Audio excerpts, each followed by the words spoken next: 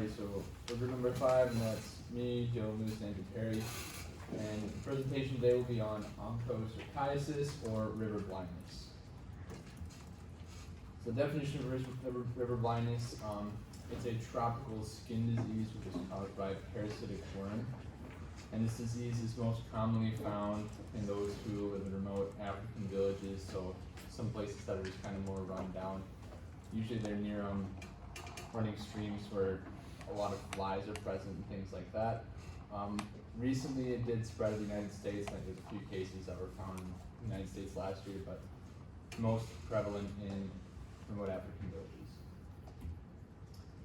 So the causes, like I said before, it's caused by a parasitic worm, and it's spread through repeated bites from black flies, which is where the running rivers come into play, because the black flies like to breed by these running rivers and the little estuaries that are caused by those. The larvae can grow in subcutaneous nodules that basically grow as the larvae injected from the bite grows. And then as the larvae get more mature, they can travel up through the arm under the skin and eventually to the eye, which is where they like to live. So symptoms may not show for months because the larvae will just sit there and grow in those nodules. You may experience severe itching, skin inflammation, disfigured skin, which is where, like, if the larvae starts eating away at the skin will start to sag or just get discolored and things like that. Then the nodules, again, they kind of look like big cysts because there's a larvae under your skin and it's growing. Vision impairment, and the reason for that is because if the larvae and the parasite get to the eye, they'll slowly start to eat away at the retina or the optic nerve, because that's how they survive in there. And then eventually it can lead to total blindness. So for assessments, there's environmental evaluation, which just means checking out the environment to see if it's a viable area for this disease. A physical examination, such as looking at the skin, seeing if there's colored disfigurements and if there's just sagging or if you have those nodules. The most common kind is a skin snip test, and we'll talk about that a little later. Then an eye exam, and then that's just looking for visual confirmation of the parasite in the eye, and then a visual acuity test to see if you can actually see or not. So diagnosis, this is where the skin snip test comes into play. It's the most common method for diagnosing this issue.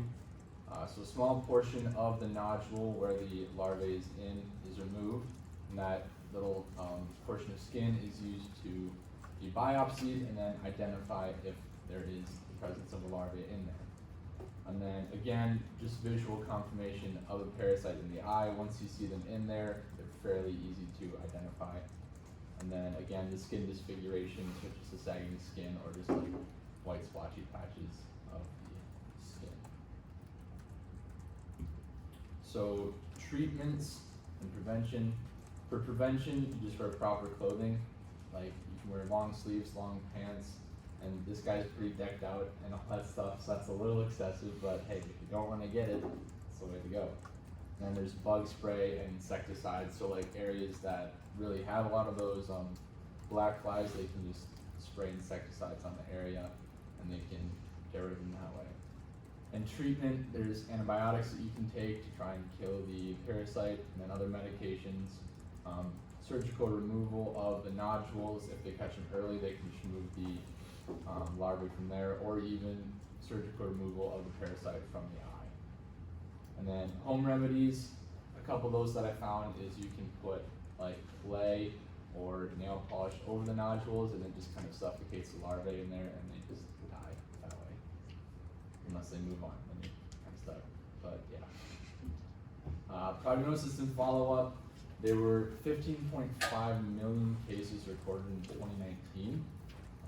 There's no recorded cases of death yet, but it's pretty frequent that the people do experience blindness, especially in the remote countries, because there's not as good medical systems down there, and they just don't catch it very soon, and eventually it spreads to the eye, and they will go blind. Recovery can be quick if it's caught soon enough, because it's simple as just removing the larvae from the nodules that are found. And then for treating it, you just continue taking your medications, and then after a surgery, you can monitor the nodule site to make sure it does not return and there's no more larvae in the skin. And then applying bug spray, wearing protective clothing, spraying insecticides around the area you live in just help to prevent you from getting this disease.